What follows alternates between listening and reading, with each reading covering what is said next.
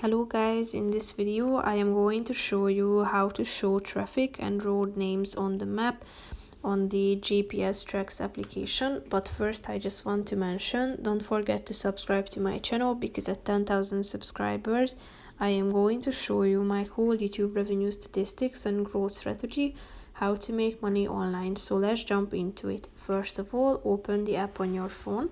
Then tap on the settings button down below and click on the map option. Then you should scroll down until you find the show traffic section.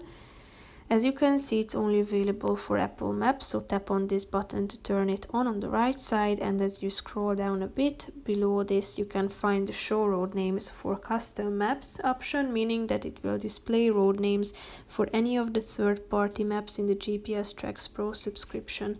So if you purchase a subscription, you will be able to use it. So that's pretty much it for this video, guys. See you in the next one. Bye bye.